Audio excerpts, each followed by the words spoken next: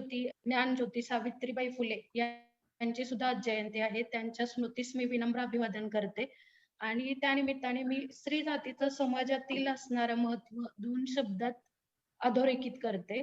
स्त्री म्हणजे वास्तव्य आहे, स्त्री म्हणजे मांगल्य आहे, स्त्री म्हणजे मातृत्व आहे आणि स्त्री म्हणजे कर्तृत्व सुद्धा आहे. एवढ्या 4 शब्दांमध्ये स्त्री आपण स्पेसिफाय करू शकत नाही हे नक्की आहे. परंतु आजचा दिवस हा विशेष असल्यामुळे मी थोडक्यात तुम्हाला सांगितलं.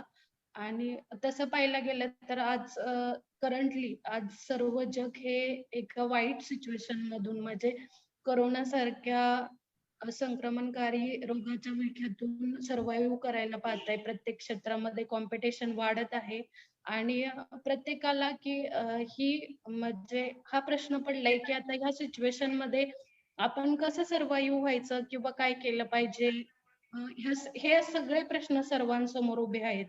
तर त्यामधून आपण आज स्पर्धा परीक्षा आणि वास्तव या विषयाकडे वळणार आहोत.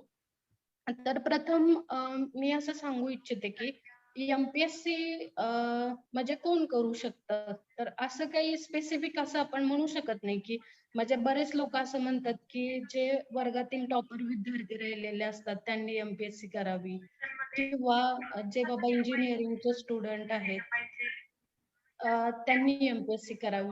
पण असं स्पेसिफिक असं ह्या लोकांसाठी किंवा त्या लोकांसाठी हे क्षेत्र मर्यादित नाहीये. तर एमपीएस आर्ट्स आहात, कॉमर्स आहात का सायन्स आहात, इंजिनियर आहात, याच्याशी काही घेणं देणं नाहीये. कारण जो फंडामेंटल जो आहे बेसिक मध्ये म्हणजे जे बेसिक गोष्टी आपण पाहायला जातो तर तिथं सगळेच एका पातळीवर येऊन थांबतात. जो काय गोष्टी एमपीएससी मध्ये कव्हर अप होतात ज्या की कुठल्याच फॅकल्टीमध्ये होत नाही. एका पर्टिक्युलर फॅकल्टीमध्ये एक पर्टिक्युलर सब्जेक्ट शिकवले जातात. तर त्यामुळे कोणी असं भीती बाळगायची कारण नाहीये की मला एवढेच मार्क्स आहेत मग मी एमपीएससी केली पाहिजे की नाहीये. आणि आता तुम्ही अंडर ग्रॅज्युएशन आहात तर हीच एक वेळ आहे की जी तुमच्या आयुष्याला कलाटणी देऊ शकते. कारण हा पिरियड जो आहे तो परत येणार नाहीये. म्हणजे तुम्हाला इथेच डिसाईड करायचंय की तुम्हाला काय व्हायचंय. आणि तुमचं कदाचित प्रत्येकाने हे स्वप्न पाहिलेलं असतं की मला उद्या अधिकारी व्हायचंय, एक प्रशासक व्हायचंय, लोकांसाठी काहीतरी करायचंय. पण हे घरात बसून किंवा बाबा फक्त एमपीएससी करायची आणि मग त्यातून मी होईल आणि मग करेन असं नाहीये. स्वप्न आणि गोल म्हणजे माणूस स्वप्न बघायला शिकतो पण ते गोल मध्ये कन्वर्ट करू शकत नाही. कारण स्वप्न म्हणजे मी एक दिवस कधीतरी असं बनेल म्हणजे अधिकारी बनेल किंवा प्रशासक होईल. परंतु गोल हे असं असतं की तुम्हाला ते झोपू देत नाही.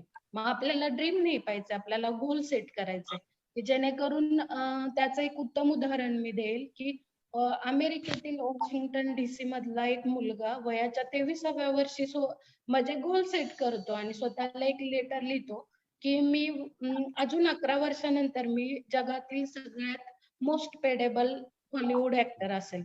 म्हणजे विचार करा पुढच्या 11 वर्षांसाठी त्याने किती स्वतःला म्हणजे तेवढे आउटपुट्स दिले गेले असतील का. तर बरोबर 11 वर्षानंतर ती व्यक्ती जगातली हॉलिवूड मधली सगळ्यात मोस्ट पेडेबल ऍक्टर म्हणून पुढे येते. ती म्हणजे ब्रुस ली.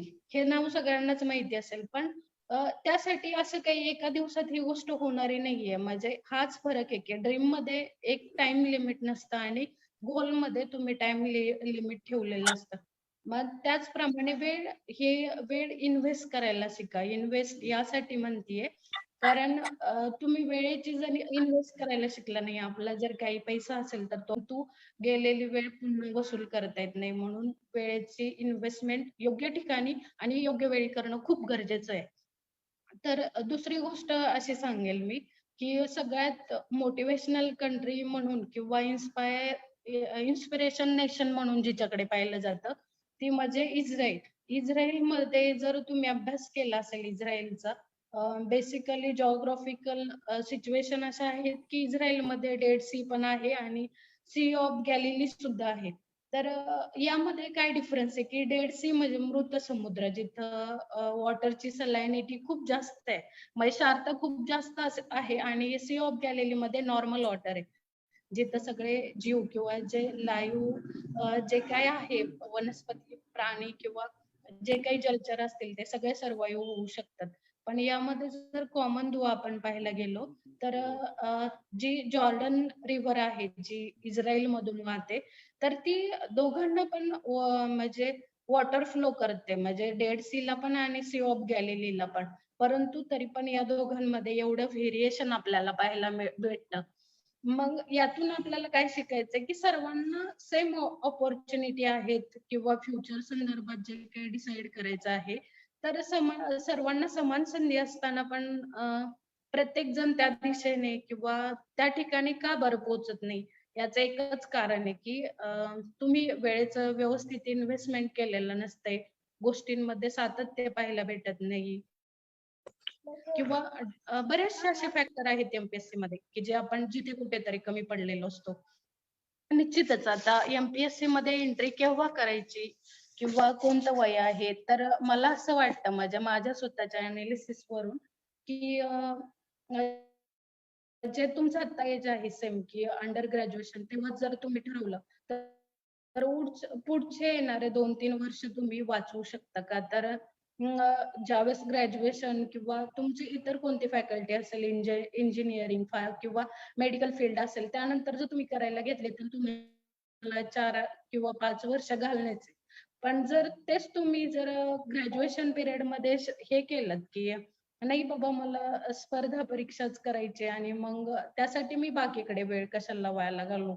तर मग तुम्ही पहिल्या वर्षाला एंट्री करता तेव्हापासूनच जर प्रिपरेशन सुरू केलं, तर बऱ्यापैकी तुमचं पेपर एनालिसिस झालेलं असतं, की आयोगाला काय अपेक्षित आहे आणि आयोग ही अशी संस्था आहे, की जिथे तुम्हाला एकदा कळलं, की आयोगाला काय अपेक्षित आहे किंवा तुम्हाला जास्त व्हेरिएशन ठीक आहे सब्जेक्ट वाईज खूप वास्ट जरी असलं, तरी पण असं पाहायला भेटतं, की एकदम आयोग असं स्ट्रॅटर्जी बदलत नाही, की ह्या वर्षी एकदमच बाबा वेगळे क्वेश्चन विचारलेत आणि अ, तर त्या सगळ्या गोष्टी एम-पी-एस-सीत पाहायला भेटतात, की म्हणजे आयोगावरती तुम्ही आता जरी बरेचसे घोटाळे समोर येत असले, तरी ते एक म्हणजे कंपनी त्या गोष्टी रन करतीये किंवा सिस्टम रन करतीये त्यामुळे दिसून येतात, की बाबा पेपर फुटी झाली किंवा काय. पण आयोगाच्या बाबतीत ह्या सगळ्या गोष्टी अपेक्षित नाहीयेत. इथं तुम्ही जर 100% दिले तर 100% रिझल्टचे चान्सेस आपल्याला पाहायला मिळतात.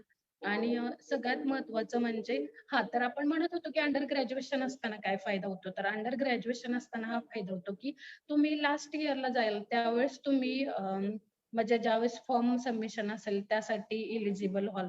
तर त्या 2 वर्षात तुम्ही बाबा पेपरचं एनालिसिस करू शकता. सब्जेक्ट वाईज एनालिसिस करू शकता किंवा मग त्यामध्ये तुम्हाला डिफिकल्ट वाटणाऱ्या सब्जेक्टचे तुम्ही त्यासाठी काय-काय आउटसोर्सिंग वापरले गेले पाहिजेत, हे हे डिटेक्ट करू शकता. जे नंतर तुम्ही ग्रॅज्युएशन झाल्यानंतर ह्या गोष्टींसाठी तुम्हाला फार कमी वेळ भेटतो. आणि प्रॉपर गाईडन्स जर भेटला, तर मला नाही वाटत, की पूर्ण रॅकभर पुस्तकं रेफर करायची गरज आहे. काही स्पेसिफिक अशा सब्जेक्टला तेवढे बाबा तुम्ही 10 पुस्तकं रेफर करण्यापेक्षा 2च पुस्तकं रिपीटेड फॉलो केली, तर जास्त आउटपुट भेटू शकतं. याचं कारण असं, की तुम्हाला प्रत्येक गोष्टीचं एनालिसिस करता येतं, व्यवस्थित ते ग्रास्प करता येते आणि त्यातलं कंटेंट म्हणजे नक्की ह्याच्यामध्ये काय म्हणायचंय किंवा त्याच्यातून आपल्याला कोणत्या गोष्टी बाहेर काढायच्यात, नोट्सच्या स्वरूपात काढायच्यात, हे लक्षात येतं. आणि ज्यावेळेस ग्रॅज्युएशन कंप्लीट होतं, तर आता आयोगाने म्हणजे जे बोललं जायचं, की लोकांचं एकतर करियर झालं तर स्टार होतील, नाहीतर मग अवघड आहे सगळं. तर ते पण आता आयोगाने त्याच्यावर पण बंधनं आणलेत. का तर प्रत्येक एक्झामसाठी 6 अटेम्प्ट्स आता आपल्याला भेटणार आहेत. त्यामुळे जर आपण प्रिपेअर नसेल, तर तो अटेम्प्टच आपण देणार नाही आणि बऱ्यापैकी अटेम्प्ट तुम्ही ज्यावेळेस घ्यायला सुरुवात करता, म्हणजे ज्यावेळेस तुम्ही ग्रॅज्युएशनच्या लास्ट इयरला असेल, त्यावेळेस फर्स्ट अटेम्प्ट जरी म्हटलं, तरी तुमचं बऱ्यापैकी प्रिपरेशनमुळे फंडामेंटल पूर्णपणे कंप्लीट झालेलं असतं, की तुम्हाला आवश्यकता वाटत नाही, की आता कोणाला विचारू, की काय वाचू आणि काय नाही. ह्या सिच्युएशनच्या खूप पुढे आलेला असता तुम्ही.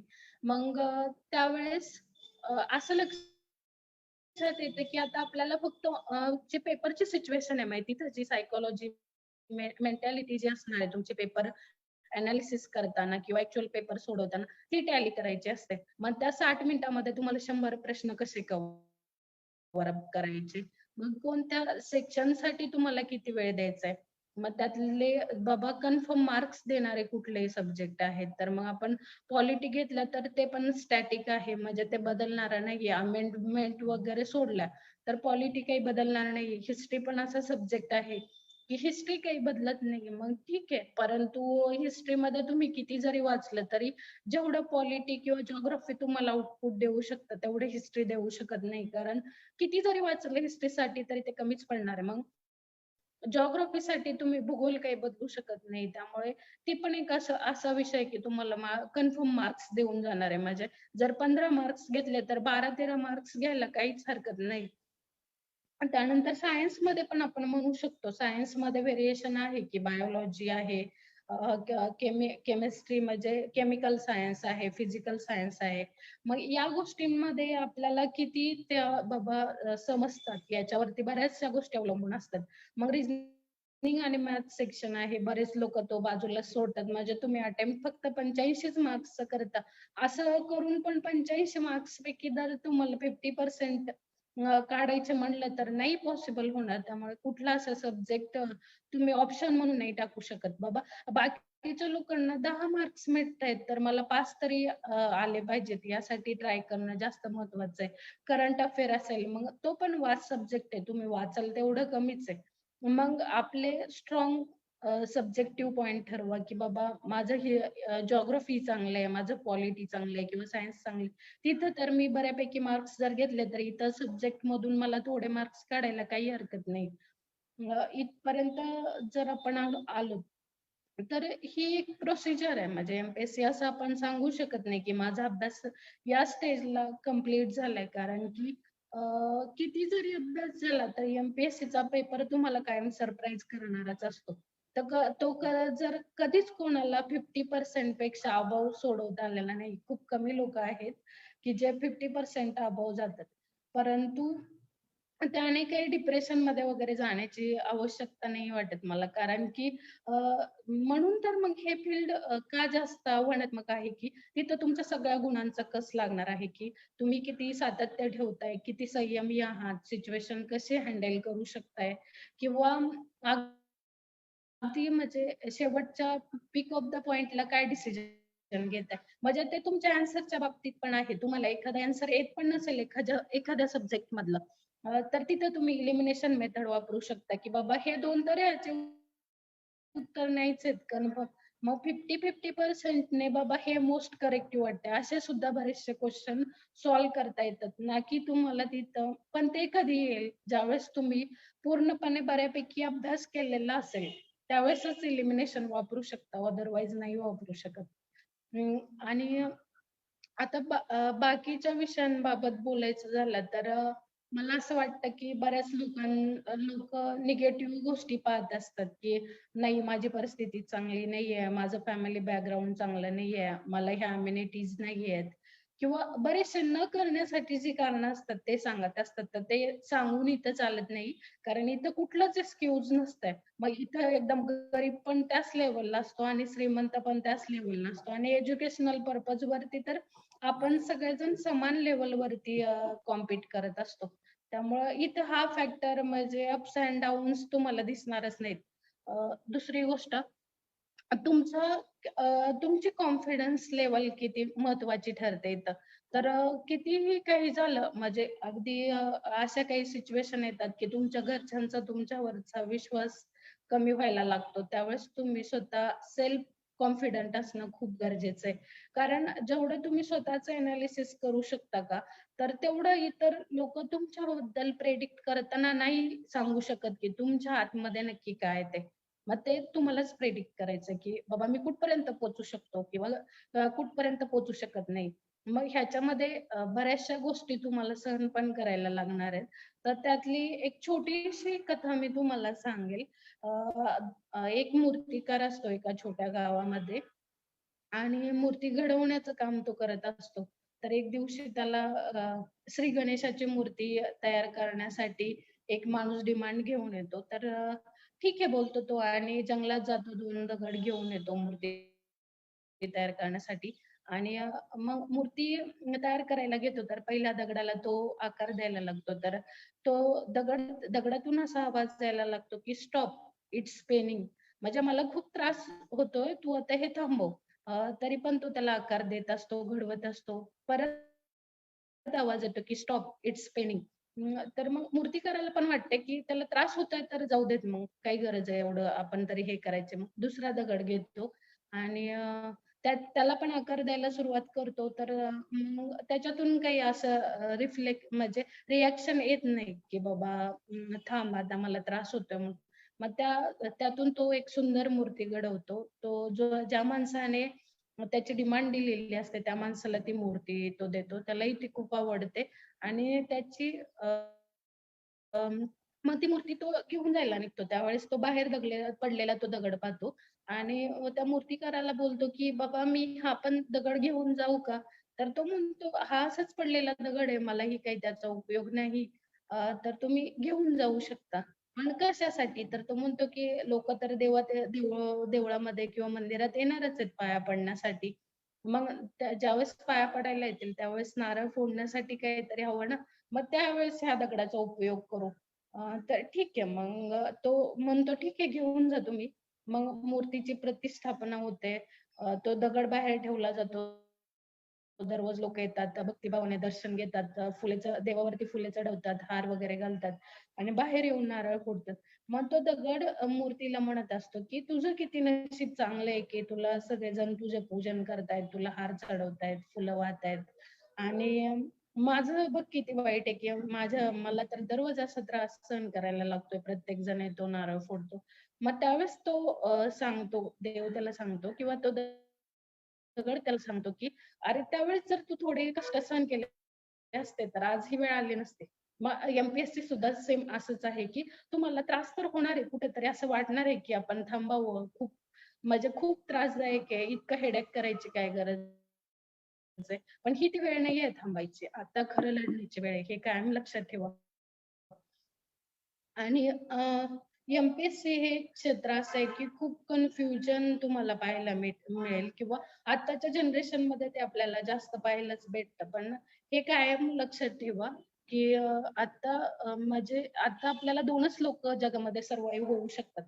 एक म्हणजे ते, की जे काहीतरी बाबा इनोव्हेटिव्ह करू शकतात. म्हणजे जे Google Pay, PhonePe जे गॅजेट्स आहेत किंवा नवीन काहीतरी येतंय. आपण हे बघितलं Zoom कार असेल किंवा बाबा नवीन काहीतरी करू पाहतायत ती एक पिढी असेल आणि दुसरं म्हणजे पीपल स्किल असणारी पिढी.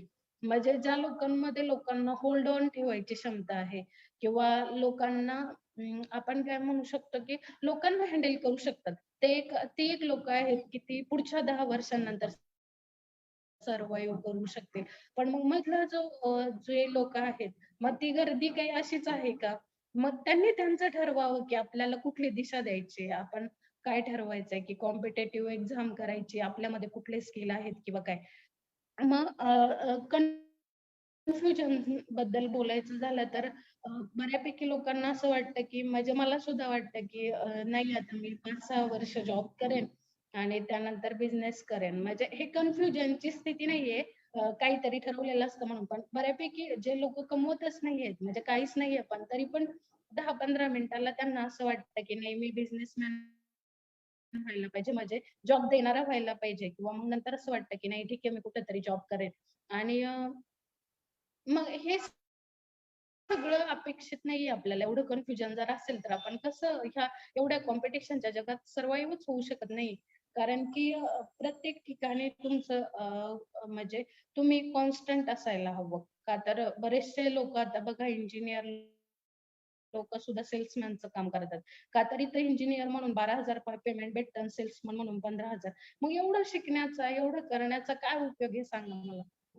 काहीच उपयोग नाही आहे ना, जर तुम्ही घेतलेल्या नॉलेजचे जर तुम्हाला इम्प्लिमेंटेशन करता येणार नसेल किंवा बऱ्याचशा गोष्टी तुम्हाला प्रॅक्टिकली प्रूव्ह करता येणार नसतील, तर मग हे सगळं करण्यात काय अर्थ आहे? काहीच नाही.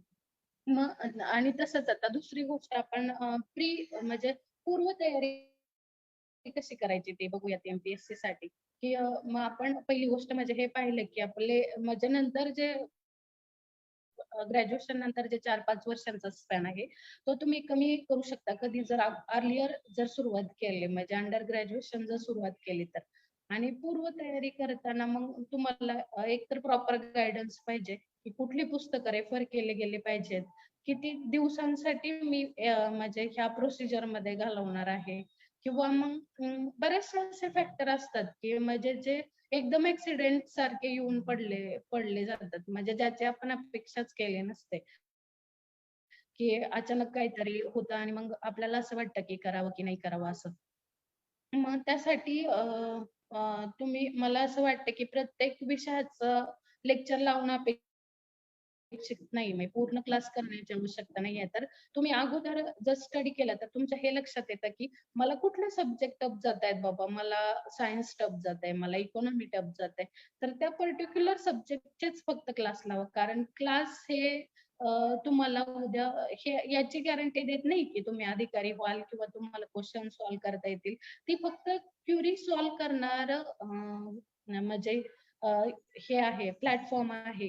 की बाबा तुम्हाला पडणारे प्रश्न कसे त्याचं हे करायचं निरसन करायचं त्याचा तो प्लॅटफॉर्म आहे. सगळा स्टडी तर तुम्हालाच करायचा आहे. पण बरेच लोकं असं म्हणतात, की नाही आता क्लास लावला म्हणजे झालं माझा सगळा अभ्यास होणार आहे. पण मी खूप लोकांचं असं पाहिलंय, की वर्ष वर्ष वायाला घालवतात. ह्या वर्षी ह्या अकॅडमीचा क्लास केला, पुढच्या वर्षी त्या अकॅडमीचा क्लास केला. पण तसं नाहीये त्यात म्हणजे जेवढा जो सब्जेक्ट टफ जातोय तेवढा पुरताच क्लास लावून तिथून तुम्हाला जेवढं घेता येईल एक्स्ट्राचं तेवढा घेण्याचा प्रयत्न करा. मग मेन्सला ठीक आहे. मेन्सला पण तीच प्रोसिजर की बाबा कुठला सब्जेक्ट मोस्ट वेटेज आहे त्याला. मग त्याच्यातून आपल्याला खरंच अजून काहीतरी समजून घेणं अपेक्षित आहे का? तर मग तेवढ्या सब्जेक्टसाठी क्लास करणं म्हणजे वेळेची पण बचत होते आणि तुम्हाला एनालिसिसला, सेल्फ स्टडीला सुद्धा खूप वेळ अवेलेबल होऊ शकतो. त्यानंतर मला असं वाटतं, की जर राज्यसेवा पाहायला गेलात तुम्ही, तर पहिल्या वर्षात तर रिझल्ट अपेक्षित नाहीच आहे. जर अंडर ग्रॅज्युएशन अभ्यास केला असेल, तर मोस्ट ऑफ द चान्सेस आहेत. पण बऱ्याच जणांना असं मिसगाईड केलं जातं, की सी-सॅट हा आपला भागच नाहीये. तिथे इंजिनिअरिंगचे स्टुडंटच टिकले जातात.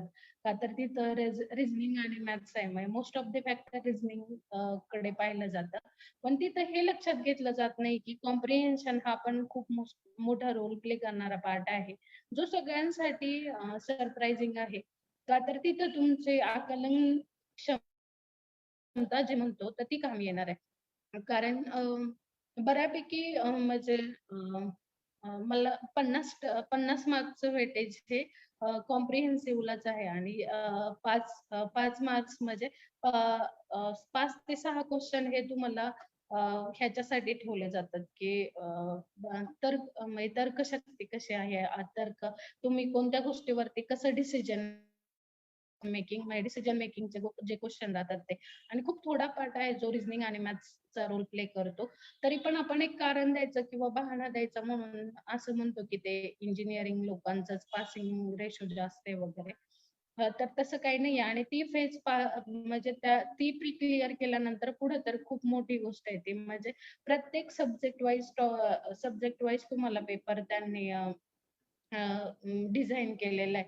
त्यावेळेस एवढा अभ्यासाचा आवाका एवढा प्रचंड वाढलेला असतो, की तुम्ही जितकं काही वाचाल तेवढं तुम्हाला कमीच वाटणार आहे. म्हणजे खूप कमी लोकं असे असतात, की फर्स्ट अटेम्प्टमध्ये प्रीला तर क्वालिफाय होतातच. पण त्यातून पण एकदम म्हणजे पहिल्या अटेम्प्टमध्ये सांगायला लागले मी, की हाताच्या बोटावर मोजण्याइतपतच लोकं फर्स्ट अटेम्प्टमध्ये मेन्स क्रॅक करतात. का तर त्याचं कारण पण असं आहे, की तुमचा तेवढा अभ्यास तेवढ्या पिरियडमध्ये होणं अपेक्षित आहे. दुसरी गोष्ट म्हणजे तेवढ्या सब्जेक्टमध्ये प्रत्येक म्हणजे पॉइंटसाठी सुद्धा तुम्हाला नवीन रेफरन्स बुक पाहावं लागतंय. ही पण एक गोष्ट आहे, की मग तेवढ्या पिरियडमध्ये तेवढं होणार आहे का बाबा? नंतर एकतर ते पेपर सलग असतील म्हणजे रिव्हिजनचे तुमच्या मायक्रो नोट्स ज्या काढल्या असणार त्यावरतीच ते डिपेंड करतंय. म्हणजे असे बरेचसे फॅक्टर आहेत. मग त्यावेळेस काय कामाला येणार आहे, की तुम्ही शांततेच्या काळात जास्त घाम गाळला तर युद्धाच्या काळात कमी रक्त सांडावं लागतं. ही जी थीम आहे का, तर ती तिथं प्रॉपरली यूज करता येते किंवा ती तिथं एकदम फिट बसते. त्यामुळे जर राज्यसेवेसाठी म्हणून स्पेसिफिक जर प्रिपरेशन करत असाल, तर मी तर म्हणेल की अगोदर मेन्स पासूनच सुरुवात करा. जर तुम्ही मेन्स वाचलीत का, तर प्रीचा जीएसचा पेपर तुमच्यासाठी असाच निघून जाईल. पण आपण काय करतो, ह्या वर्षी नाही ना प्रीला क्वालिफाय झालो, तर पुढच्या वर्षी परत उठून तेच की प्रीचा अभ्यास करायचा आहे. असे 3-4 वर्ष जातात. मग 4 वर्षानंतर 3 किंवा 3 वर्षानंतर मेन्सला क्वालिफाय होतो. मग तिथून पुढे मेन्सचा अभ्यास करायला घेतो, की आता मेन्स या वर्षी नाही क्वालिफाय झालो, पुढच्या वर्षी फक्त मेन्स. मग त्याच्यात अजून 2-3 वर्ष जातात. म्हणजे काय, म्हणजे त्याच त्याच गोष्टींचं आणि नंतर असं होतं, की एका स्टेज नंतर तुम्हाला अभ्यासाचा पण कंटाळा येऊन जातो का, तर हे एवढं स्थिरता आलेली असते, की आता हे काय मी वाचलेच किती वेळा, तर तेच वाचू आणि परत असं पण होतं, की म्हणजे तुम्हाला पहिलं जर एखादी गोष्ट वाचण्यासाठी 2 तास लागतात, तर ती अभ्यासानंतर किंवा कंटिन्यूटी ठेवल्यामुळे ते तुमचे 15-20 मिनिटांमध्ये ओव्हरलूक करता येते. म्हणूनच मी असं म्हणेल, की पहिल्यांदा मेन्स पासून सुरुवात करा. म्हणजे जरी सिलेबस वास्ट असला किंवा अवघड वाटत असलं, तरी पण मेन्स पासून स्टार्ट केलं तर प्री तर अशीच निघून जाणार आहे. मग तुम्हाला प्रीसाठी वेगळा वेळ द्यायची काय आवश्यकता आहे? काहीच नाही. मग प्री तर क्लिअर होणारच तुम्ही, बट ऑब्वियस आणि नंतर मग मेन्ससाठी प्रिपेअर करताना तुम्हाला फक्त हायलाइट्स करायचं, की पेपर एनालिसिस कसं केलं पाहिजे. कुठल्या कुठल्या पॉइंट्स वरती आयोगाला काय अपेक्षित आहे किंवा आयोग कुठले पॉइंट्स फोकस करतोय. मग त्या गोष्टी जरी त्या वर्षी तुम्ही मेन्स क्लिअर नाही झाला, तर बऱ्यापैकी अवका तुम्ही घातलेला असतो अभ्यासाचा. त्यामुळे एक आतून एक आपण म्हणतो ना, की बाबा तुम्ही कन्फर्म नसतं, की नाही ह्यावेळेस जरी नाही झालं तरी पुढच्या वेळेस तर मी नक्कीच होईल. मग कुठल्याही एक्झामच्या बाबतीत झालं तरी तसंच आहे. म्हणजे एस-टी असिस्टंट, पी-एस-आय असो किंवा मग इतर कोणती एक्झाम असो, मेन्स पासून रिव्हर्स यायला सुरुवात केली तर जास्त बेटर ठरेल. आणि जे आपल्याला वाटतं, की सक्सेसचा रेशो आपण पाहायला गेलो तर मग मेन्स नंतर परत येते इंटरव्ह्यू, किती लोकांना आयोगासमोर किंवा आयोगाचे जे काही पॅनल आहे, त्यासमोर किती लोकांना बोलता येणार वगैरे ह्या पण गोष्टी आहेत. म्हणजे एखादी सिच्युएशन जर दिली तुम्हाला त्या पॉइंटला, तर तुम्ही त्याला कसं हँडल करताय. हे हे मुळात हे अपेक्षित नसतेच, की तुम्ही तिथं काय उत्तर देताय किंवा काय. तर त्या सिच्युएशनकडे तुम्ही कसं पाहताय हे जास्त म्हणजे त्यावेळेस अ, ह्याच्यावरती जास्त लक्ष असतं त्यांचं, की तुम्ही अचानक जर सिच्युएशन आली, आता कोरोना अचानकच आलाय ना, तरी पण प्रशासनाने व्यवस्थितपणे ती सिच्युएशन हँडओव्हर केली. म्हणजे युरोपियन कंट्रीमध्ये इतकं सुसज्ज असं आरोग्य सिस्टम असताना पण भारतासारख्या देशामध्ये डेथ रेट पाहायला गेलं तर एवढा कमी आहे किंवा बऱ्यापैकी आपण इतरांपेक्षा चांगल्या प्रकारे कोरोनाची सिच्युएशन हँडल करू शकलो. तर म्हणजे आपल्याला आपल्या लोकांना संकटांना सामोरे कसं जायचं किंवा कुठल्या पद्धतीने त्याचं मॅनेजमेंट करायचं हे चांगलंच अवगत आहे. तसं तिथं त्या गोष्टी नाहीयेत. म्हणून मग मला सांगावसं वाटतंय, की असं म्हणजे भीती घेऊ नका त्या सिच्युएशनची, की जर आणि एम-पी-एस-सी म्हटलं, की फेल्युअर हे येणारच आहे. मग फेल्युअरला फेअर बनवू नका. का तर जर ती फेअर झाली, तर मग 2 गटामध्ये विभाजन होतं. एक तर विनर आणि लुजर. मग जर पॉझिटिव्ह अप्रोच असणारे लोकं जे आहेत, ते ऑल्वेज विनरच होतात आणि निगेटिव्ह अप्रोच असणारे लोकं नेहमी म्हणजे लुजरच्या साइडने जातात. आता जी काही सिच्युएशन असेल म्हणजे कोरोनामध्ये अगदी काहीच वाचता लिहिता नाही येणारे लोकं सुद्धा त्या सिच्युएशनला म्हणजे हँडल करू शकले किंवा फाईट करू शकले त्याच्याशी. का तर ते ठीक आहे येऊ देत, आता आम्ही तयारच आहोत या ह्याच्यामध्ये राहिले. दुसरी गोष्ट असं मी म्हणेल, की ज्यावेळेस प्रिपरेशनचा भाग येतो, त्यावेळेस फाउंडेशन हे खूप महत्वाचं आहे. कारण जेवढं कुठल्या पण गोष्टीमध्ये असू द्या, जेवढी म्हणजे अगदी आपलं आपण साधं उदाहरण जर घ्यायचं म्हटलं तर आपण कुठले म्हणजे प्रॉपर बियाणं पेरतो याच्यावरती पिकाची डेव्हलपमेंट, ग्रोथ किंवा त्याच्यापासून येणारं रिटर्न्स म्हणजे आपण काय म्हणू शकतो, की म्हणजे धान्य किती पिकवलं जाणार, किती ते त्याचा आउटपुट असणार, हे जसं डिफाईन होतं तसंच तुम्ही अगोदर किती कष्ट घेताय, अगोदर किती सिरियसली स्टडी करताय, त्याच्यावरती बऱ्याचशा गोष्टी राहणार आहेत. कारण की जर तुम्ही सब्जेक्ट वाईज व्यवस्थित प्रिपरेशन केलं, जर एकदा तुमचा बेस क्लिअर झाला का, की तुम्हाला काय करायचंय हे समजलं, किती वेळात करायचं हे समजलं, तर मग बऱ्यापैकी गोष्टी क्लिअर होत जातात. आणि एकदा बेस चांगला असला, की मग इमारत, कुठलीही इमारत असो, मग किती किती मजले असू देत, काही फरक पडत नाही. त्याप्रमाणेच एमपीएससी साठी सुद्धा बेसच महत्वाचा आहे. कारण काही गोष्टी ह्या आपल्याला वाटतात की खूप बेसिक आहे. अगदी राज्यसेवेला पाहायला गेलो तर 5वी पासून सुद्धा सायन्स किंवा हिस्ट्री, जिओग्राफी रीड करावी लागते. मग असं वाटतं की अरे आपण त्यावेळेस वाचलं, आता वाचायची काय गरज आहे. पण नाही, तसं नाहीये. तुम्ही जर पेपर अनालिसिस केलं तर हे लक्षात येईल की खूप अशा गोष्टी आहेत की आपण त्या कधी सिरियसली घेतल्याच नाहीत. म्हणजे तेवढं पेपर पुरतं वाचायचं आणि लिहायचं. पण एमपीएससी तसं नाहीये. हे सेक्टर खूप वास्ट आहे. म्हणजे तुम्ही जितकं कराल किंवा जितकं वाचाल तितकं कमीच आहे. त्यामुळे फाउंडेशन किती टफ बनवायचा किंवा किंवा किती चांगल्या पद्धतीने तुम्ही डेव्हलप करताय त्याच्यावरती उद्या तुमचा सक्सेसचा रेशो डिपेंड करणार आहे. आणि या गोष्टीवरती जास्त फोकस करू नका की कित्येक लोक पास होणार आहेत बाबा, लाखो विद्यार्थी बसणार आहेत आणि तर वर्षातून 1000 किंवा 1500 लोकांचीच येते. आपण यामध्ये कन्सिडर करायला शिका की म्हणजे लाखो बसणार आहेत का कितीमध्ये बसणार आहेत त्याच्याशी मला काही घेणं देणं नाहीये. मी त्या 1,500 मध्ये एक असणार आहे हे कन्सिडर करायला शिका. ही ही म्हणजे ही कॅपॅबिलिटी जेव्हा तुमच्यात येईल का, त्यावेळेस खऱ्या अर्थाने तुम्ही पास होता. आणि जे तुम्ही म्हणजे आपण म्हणतो ना, की सबकॉन्शियस माइंड हा जो फॅक्टर आहे, तर तो तिथे एकदम ॲप्लिकेबल होतो, की आपण जे आपल्या बॅक ऑफ द माइंड किंवा बॅक ऑफ द ब्रेन जे आपण ठरवतो किंवा पाहतो, तर ते व्हिज्युअलाइज करायची क्षमता आपल्या ब्रेनमध्ये असते. म्हणजे आपण असं जर ठरवलं, की मी त्या 1500 लोकांमध्ये असणार आहे, तर 100% पुढच्या येणाऱ्या ॲडमध्ये तुम्ही सगळ्या प्रिमिस दिलेल्या असतात. म्हणजे जरी त्या 1,500 मध्ये तुम्ही नसला, तर शेवटच्या पॉइंट पर्यंत गेलेला असतोय. मग नेक्स्ट इयरला तुम्हाला कोणीच अडवू शकत नाही. का तर हे मी माझ्या स्वतःच्या बाबतीमध्ये 2008 17 18च्या वर्षामध्ये म्हणजे असं इयर होतं ते, की पूर्णपणे म्हणजे कुठलीच मेन्स अशी नव्हती, की जे मी दिली नव्हती राज्यसेवेसकट सगळ्या. मग म्हणजे ते कधी झालं, की जेव्हा माझा बेस क्लिअर झाला तेवढे म्हणजे तेवढं प्रिपरेशन केलं किंवा त्या लेव्हलला पोहोचल्यानंतर तुम्ही ते करू शकता, की मग तुमच्यासाठी एक्झाम कोणती हा मॅटरच नसतोय. का तर तुम्हाला जे कंटेंट हवंय ते इतकं तुम्ही हे केलेलं असतंय, की मग एक्झाम कोणतीही असो मी पास तर होणारच आहे. प्रीचं मला काही टेन्शनच नाही. फक्त मला का तर मेन्सला सिलेबस स्पेसिफाय केलं गेलंय म्हणून मग त्यासाठी वेगळा अभ्यास करणं गरजेचं होतं. दुसरी गोष्ट आता हे सगळं झालं. इंटरव्ह्यू वगैरे ह्या सगळ्या गोष्टी प्रिपेअर होतात कारण तेवढी मॅच्युरिटी लेव्हल तुमच्यामध्ये येऊन जाते. आणि आपण हे पाहायला गेलो, की बरं ठीक आहे अभ्यास झाला, कॉन्सन्ट्रेशन, आणि कॉन्सन्ट्रेशनच्या बाबतीमध्ये मला एक गोष्ट सांगायची आहे तुम्हाला. की गरुडाचं उदाहरण आपण घेऊयात. गरुडाबद्दल खूप पॉझिटिव्ह पॉइंट्स म्हणजे आपल्याला दाखवले जातात. म्हणजे ग्राफिक्समध्ये असेल किंवा बोलले पण जातात. त्याच्याकडून आपण खूप काही शिकू शकतो.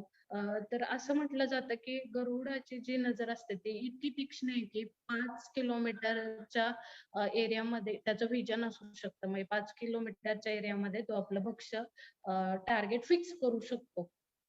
मग तेवढ्या ह्याच्यामध्ये विचार करा 5 किलोमीटरचं म्हणजे जे काही दृश्याचा टप्पा असेल त्यामध्ये त्याला किती डिस्ट्रॅक्शन आले असतील, किती अट्रॅक्शन आले असतील, झाडं असतील, फुलं असतील, इतर काही व्हिज्युअलाइज होणाऱ्या गोष्टी असतील.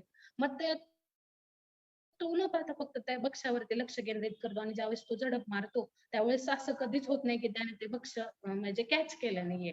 मग तसंच आपल्याला करायचं, की कोणी काही म्हणू लोकांचं म्हणजे लोकांचं ते तत्वच आहे किंवा समाजाचं ते आपण म्हणू शकतो, की तो एक व्ह्यूच आहे, की कुठल्याही वेळेने चाललं तरी ते म्हणणारच आहेत, की आपल्याकडून काही होऊ शकत नाही किंवा काही करू शकत नाही वगैरे. त्यामुळे त्या गरुडाप्रमाणे तुम्ही तुमच्या ध्येयावरती फोकस करायला शिका. मध्ये येणारे जे अट्रॅक्शन आहेत, डिस्ट्रॅक्शन आहेत, तर त्याला म्हणजे लक्ष देऊ नका. त्यांच्याकडे दुर्लक्ष करायला शिका. का तर असं केलं नाही तर मग जाओ जाओ घर तुम्हारा, मग टाईमपास केला, मग वेळ भेटला तर अभ्यास केला. अशांसाठी एम-पी-एस-सी बिलकुलच नाहीये. त्यामुळे आजच ठरवा की आपण एवढं उतरू शकतो का? आणि उतरू शकत असेल स्वतःलाच हे प्रश्न विचारा आणि जर त्याची उत्तरं तुम्हाला कशी भेटतायत त्यावरती ठरवा, की आपण हे करायचं की नाही. मग आता आता आपण म्हणतो, की मागच्या लोकांचा सक्सेस रेशो जास्त आहे. आता पण आहे. मी असं म्हणणार नाही, की आता मोबाईल वगैरे हे सगळ्या गोष्टी आहेत किंवा गॅजेट्स आहेत तुमच्या हातामध्ये त्या तुम्हाला 100% डिस्ट्रॅक्ट करतात. 5 मिनिटं फक्त एक मेसेज घ्यायला आपण फोन हातात घेतला तर आपले अर्धा पाऊण तास कधी गेलेला असतो हे आपल्याला समजत नाही. त्यासाठी सेल्फ डिसिप्लिन खूप महत्वाचं आहे म्हणजे ज्यावेळेस मी म्हणते की वेळेची इन्व्हेस्टमेंट करायला शिका त्यावेळेस आपल्याला मोबाईल शेजारी दिसतो असं वाटतं की आज ह्याचा बर्थडे आहे उद्या बाबा आज मला हा हा व्हिडिओ पाहायचा होता किंवा तो त्याचा पॉझिटिव्ह अँगलने विचार करायला शिका. मग त्यावेळेस आपण इतर पण बऱ्याचशा गोष्टी कधी Insta हातातून जातं, कधी FB हातातून जातं. मग किती वेळ त्याच्यातून जातो हे आपल्याला कळत नाही. मग बाकीच्या गोष्टींबद्दल मग सेल्फ डिसिप्लिन कधी येऊ शकतं, की बाबा नाही ठीक आहे, मी म्हणत नाही की तुम्ही ह्या गोष्टी हँडल करू नका किंवा सोशल होऊ नका. ठीक आहे ना, पण एक पिरियड ठरवून घ्या, की मी ह्या संध्याकाळच्या ह्या 1 तासातच मी बाबा मोबाईल बघेल किंवा माझ्या ज्या काही असतील जवळचे नातेवाईक वगैरे त्यांना त्या त्या त्या वेळेसच म्हणजे हँडल करेल किंवा त्यांना तो वेळ देईल असं. म्हणजे टाइम टेबल, टाइम मॅनेजमेंट करायला शिका आणि हे सेल्फ डिसिप्लिन जे म्हणतो ती काही इतकी छोटी गोष्ट नाही आहे. ते लावायला सुद्धा आयुष्यातले कितीतरी वर्ष निघून जातात. मग त्यातूनच मला एक डिस्ट्रॅक्शन बद्दल जर बोलायचं झालं तर कोका कोलाचे जे सीईओ आहेत तर त्यांना असं विचारलं गेलं होतं की तुमचा कॉम्पिटिटर कोण आहे म्हणजे तुमच्या जे जे काही कोल्ड ड्रिंक्स आहे तर त्याला कॉम्पिटिटर कोण आहे बाबा सध्या तर त्यांनी असं उत्तर दिलं होतं त्या कॉन्फरन्समध्ये की माझा कॉम्पिटिटर इतर कोणतेही कोल्ड ड्रिंक्स नाहीये माझा कॉम्पिटिटर फक्त वॉटर आहे म्हणजे त्यांना असं म्हणायचं होतं थोडक्यात की मला दुसऱ्या कुठल्या कोल्ड ड्रिंक्सची स्पर्धाच करायचं नाहीये तर मला पाण्याच्या बॉटल्सची स्पर्धा करायची आहे का तर लोकांना तहान लागली तर लोक पाणी पितात आणि पाण्याचं म्हणजे पाणी जास्त युटिलाइज होते तर त्या जागेवर लोकांनी कोको कोलाला प्रिफर केलं पाहिजे म्हणजे बघा सिच्युएशन लोक कुठल्या अँगलने बघू शकतात म्हणजे आणि उगाच आपण म्हणतो की हे लोक एवढे मोठे होतात तर त्यांची विचारांची लेवल सुद्धा तेवढी असते अगदी नेटफ्लिक्सचं जरी उदाहरण घ्यायचं झालं तर त्याच्या पण सीईओ ना विचारलं गेलं होतं की बाबा तुम्हाला तुमचा शत्रू कोण वाटतो? किंवा उद्या तुम्हाला असं असं कोणती गोष्ट रोखू शकते? तर ते म्हणले, की आमचा एकच शत्रू आहे. ती म्हणजे माणसाची झोप. का तर माणसं 8-9 तास जर झोपायला लागले, तर ऑनलाईन यायचे कमी करतील. आणि मग त्याच्यातून काय होणार आहे? की ऑनलाईन यायचे कमी झालं, तर त्यांचं मार्केटिंग कमी होणार आहे थोडक्यात. म्हणजे जर ह्या पद्धतीने आपण सिच्युएशनला हँडल करायला शिकलो किंवा सिच्युएशनला त्या व्ह्यूने पाहायला शिकलो तर नक्कीच म्हणजे काय करायला पाहिजे, काय नाही करायला पाहिजे. अगदी म्हणजे तुमचं आता जे वय आहे म्हणजे आपण म्हणतो की दिशा देण्याचं वय. तर त्याच्यात खूप डिस्ट्रॅक्टिव्ह गोष्टी येणार आहेत, खूप अट्रॅक्टिव्ह गोष्टी येणार आहेत. पण ह्या येणारच आहेत. पण त्या तुमचं फ्युचर घडवणार आहेत का हे पण फार महत्वाचं आहे. कारण जर फ्युचर घडवू शकल्या नाहीत त्या गोष्टी, तर मग अट्रॅक्शन असून पण काही उपयोग नाहीये. कारण तुम्हाला सर्व्हाइव्हच होता आलं नाही, तर ते फक्त अट्रॅक्शन माणसाला जगू देत नसते. मग त्यासाठी आपले पॉझिटिव्ह, निगेटिव्ह पॉइंट स्वतः ओळखायला शिका. त्यानंतर ठीक आहे आता हे प्रवासाबद्दल झालं.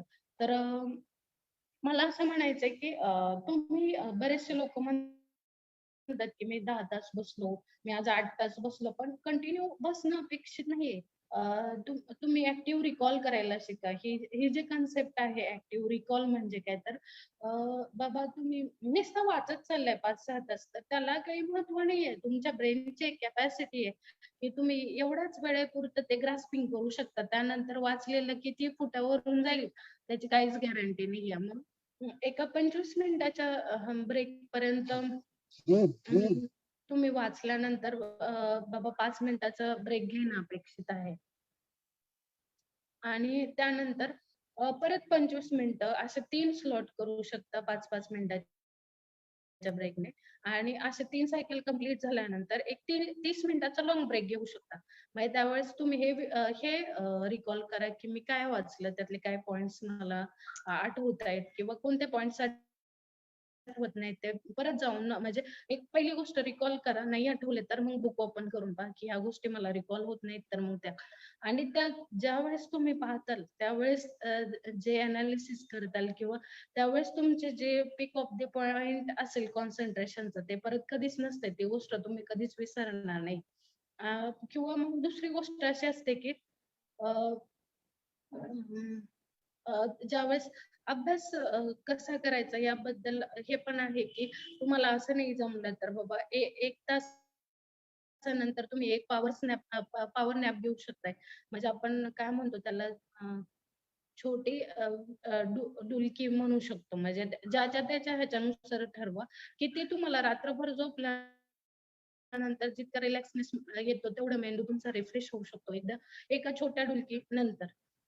त्यानंतर अजून आपण काय सांगू शकतो, की बाबा अ, हां, ह्या सगळ्या गोष्टींमध्ये इनोसन्स आहे, हार्ड वर्क आहे, स्वतःला कमिट करायला शिका आणि एम-पी-एस-सीची प्रोसिजर अशी आहे, की जर तुम्हाला सक्सेस नाही भेटलं, तर एक तुम्हाला चांगला माणूस म्हणून घडवण्याची ताकद एम-पी-एस-सीमध्ये आहे. म्हणजे तुम्ही समाजाचं काहीतरी देणं आहात. जे नॉर्मल व्यक्ती थिंकिंग करू शकतात का, त्यापेक्षा जरी एम-पी-एस-सीचा फेल्युअर स्टुडंट जरी असला, तरी तो 100% त्याच्यापेक्षा चांगला विचार करू शकतो किंवा समाजाला बदलवू शकतो, समाजात बदल घडवून आणू शकतो. कारण हे मी स्वतःवरून नाही सांगत आहे, तर बऱ्याच गोष्टी मी ऑब्झर्व्ह केल्यात, की एम-पी-एस-सीच्या लोकांचा विचार करण्याची क्षमता खूप वेगळी आहे. त्यांच्यामध्ये म्हणजे बऱ्याचशा गोष्टी अशा आहेत, की ज्या इतर लोकांमध्ये पाहायला सुद्धा भेटत नाहीत, रेअर केसमध्ये. आता आणि तसंच जिद्द पण खूप महत्वाची. ही गोष्ट काही आपण विकत घेऊ शकत नाही. का तर तुम्ही जर तुमची जिद्दच नसेल तर इतर घरच्यांनी म्हणून किंवा मित्र-मैत्रिणींनी, नातेवाईकांनी फोर्सफुली करण्यासारखी गोष्ट अजिबात नाही आहे एम-पी-एस-सी. मला आणि बऱ्यापैकी गोष्टी अशा असतात, की जर तुम्ही ठरवलं आणि बाकीच्यांनी नाही ठरवलं तरी चालतंय. कारण एकदा तुम्ही ठरवले, की ती गोष्ट होतेच होते. त्याला कोणी अडवू शकणार नाहीये. अ, आणि नंतर मग आपण आलो सक्सेसवरती, की बाबा आता 1,500 लोकं मगाशी बोललोत, की एवढे लाखो लोकं बसतात, 1001 लोकं सिलेक्ट होतात. मग त्यानंतर एक ही पण गोष्ट आहे, की सक्सेस इथपर्यंत आहे, ठीक आहे, काही हरकत नाही. पण सक्सेस झाल्यानंतर तुम्ही चांगला प्रशासक व्हाल याची काही गॅरंटी नाहीये. का तर तुमचं त्यावेळेस तुमचं व्हिजन क्लिअर असलं पाहिजे, की तुम्हाला खरंच समाजासाठी काहीतरी करायचंय. कारण नुसतं अर्निंग सोर्स म्हणून तुम्ही जॉबकडे पाहताय वगैरे ह्या सगळ्या गोष्टी क्लिअर असणं खूप महत्वाचं आहे. म्हणजे अभ्यास आणि मुळातच अभ्यास आणि प्रशासन ह्या खूप विरुद्ध म्हणजे अभ्यासातले आपण म्हणतोच की अभ्यासाने माणसाला प्रगल्भता येते, वाचनाने माणसाला प्रगल्भता येते. परंतु त्या सगळ्या गोष्टी ॲक्चुअलमध्ये उतरवून ह्या ह्या गोष्टीमध्ये खूप तफावत पाहायला भेटते. ज्यावेळेस तुम्ही प्रशासक म्हणून सेवेमध्ये येतं त्यावेळेस तुमचं नॉलेज जर तिथं इम्प्लिमेंट झालं तर त्यासारखं सुंदर गोष्ट दुसरी कोणती असू शकत नाही. मग तुम्ही त्यावेळेस तिथल्या ज्या गोष्टी आहेत, तिथं ज्या काही गोष्टी शिकल्यात, की सेल्फ डिसिप्लिन असेल, तुम्ही तुमच्या स्टाफला चांगलं डिसिप्लिन लावू शकता. नवीन इनोव्हेटिव्ह ज्या गोष्टी आहेत. आता स्वच्छ भारत सारखा जो इनोव्हेटिव्ह प्रोग्राम होतंय किंवा माझी वसुंधरा सारखे जे काही प्रोग्राम रन होतायत, तर त्याच्यामध्ये तुम्ही तुमच्या जे काही इनोव्हेटिव्ह गोष्टी आहेत त्या त्या इम्प्लिमेंट करू शकता किंवा आणखी काही गोष्टी नव्याने सुरू करू शकता. म्हणजे अशा पण गोष्टी आहेत. पण तुम्ही असं म्हणाल, की मी माझ्या फर्स्ट रँकने पास झाले आणि मग मी खूप बेटर तर असं नाहीये. चांगला प्रशासक आणि तिथं फर्स्ट रँक मिळवणे यात खूप खूप अंतर आहे. त्यामुळे त्या गोष्टी तिथूनच शिकून या तुम्ही, की मला नुसता अभ्यासच नाही, एक चांगला माणूस म्हणून सुद्धा घडायचंय आणि चांगलं व्यक्तिमत्व म्हणून किंवा समाजाचं मी काहीतरी देणं आहे, समाजासाठी मला काहीतरी करायचं आहे, या जाणिवेतून शिक्षण घ्यायला शिका. आणि दुसरी गोष्ट आपण अशी पाहतोय, की बाबा हे सगळं करून पण नाही झालं, तर प्लॅन बी आपल्याकडे असला पाहिजे, की आता 6 अटेम्प्ट दिलेत, त्यामुळे तुमचे जास्त एज वायाला जाण्याचा चान्सेसच राहत नाही. का तर 6 अटेम्प्टमध्ये तुम्ही क्लिअर नाही झालं काही, तर मग तुम्ही आपोआपच बाहेर जाणार आहात. तर त्यावेळेस आपल्याकडे प्लॅन बी रेडी असलं पाहिजे. मग असं ह्या गोष्टी अपेक्षित नाहीयेत, की मग आता मी एवढे वर्ष तिथं घातले, आता माझे ऐन करिअरचे वर्ष गेले, मग मी आता काय करणार? तर तसं नाहीये. तिथून तिथून तुम्ही जे काही शिकून येताल किंवा जे काही शिदोरी घेऊन बाहेर पडणार आहात ना, ते जगात जगात मी तर म्हणेल कुठेच भेटणार नाही. कारण एवढं म्हणजे खूप नॉलेज किंवा एखाद्या प्रॉब्लेमकडे पाहण्याची जी तुमची हे असणार आहे. म्हणजे आपण म्हणतो ना, की ठीक आहे प्रॉब्लेम तर येणारच आहेत प्रत्येकाला, पण ते सॉल्व्ह करण्याची कॅपॅसिटी जी आहे, ते फक्त एम-पी-एस-सी मधून येऊ शकते. त्यामुळं इथं आता एवढे लोकं बसणार आहेत, तर हे तर नक्कीच आहे, की बरेचसे लोकं बाहेर फेकले जाणार आहेत. म्हणून प्लॅन बी असावा. तुम्ही आत्ताच ठरवा, की नाही झालं तर मला काय करायचंय वगैरे. आणि प्रशासनात खूप संधी आहेत. मग बऱ्याच लोकांचं वर्दीचं अट्रॅक्शन असतंय. पण नुसतं अट्रॅक्शन असून चालत नाही. कारण की तिथं मग तुम्हाला बऱ्याचशा गोष्टी इतर पण मग ज्यावेळेस प्रशासनात येतात, त्यावेळेस तुम्ही फक्त तुमचे राहिलेलं नसतं. तुम्हाला समाजासाठी वेळ काढायचा असतो, तुमच्या फॅमिलीसाठी वेळ द्यायचा असतो किंवा इतरही इश्यू असतात. मग त्या गोष्टींसाठी सुद्धा तुम्हाला वेळ देणं अपेक्षित असतं.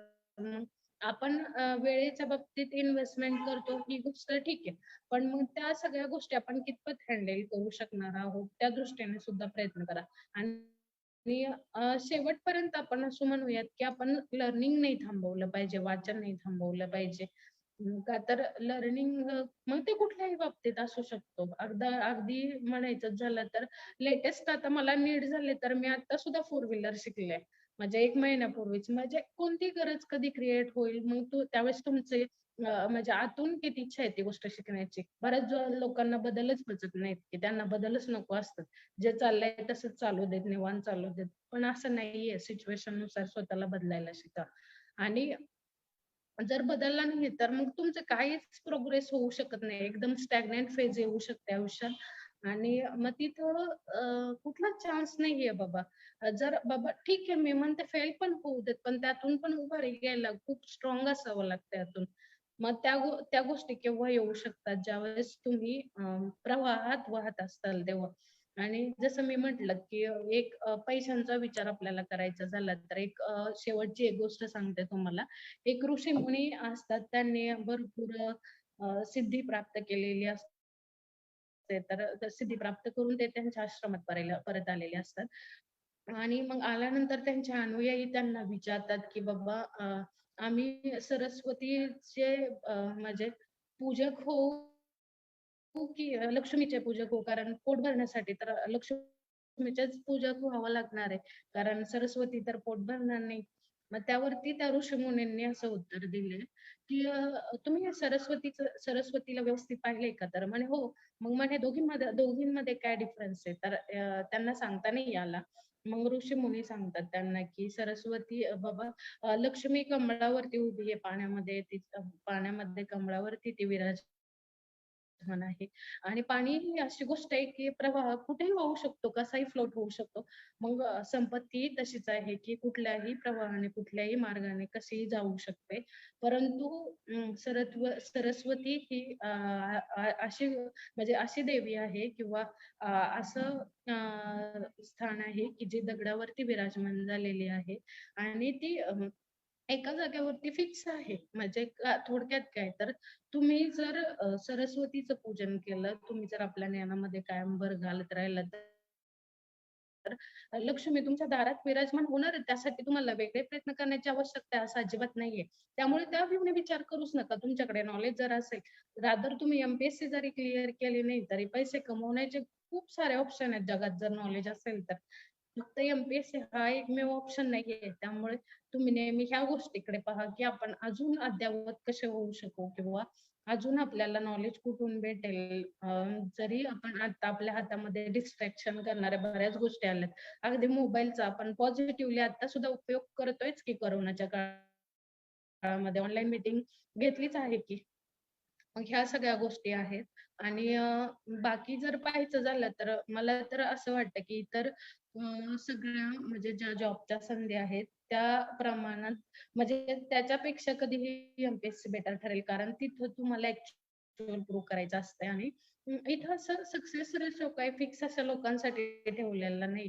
तिथं जर तुम्ही स्वतःला खरे उतरवलं तर 100% सक्सेस होणार. आणि अं, यामध्ये काहीच म्हणजे द्विधा मनस्थिती असण्याचं काहीच कारण नाहीये. कारण जर 100% दिले तर 100% रिटर्न्स येण्याचे 100% चान्सेस आहेत. कारण इथं बाकीच्या गोष्टींना स्थान नाहीये, की तुमचं बाकीचं बॅकग्राऊंड किंवा बाकी काही कुठल्याही गोष्टींना ज्या बाहेरच्या आहेत त्या. इथं फक्त तुमचा स्टडीज तुम्हाला पुढे घेऊन जाणार आहे. अजून मला वाटतं माझा वेळ संपलेला आहे. त्यामुळे बास केलं तरी चालेल सर. हॅलो. हॅलो.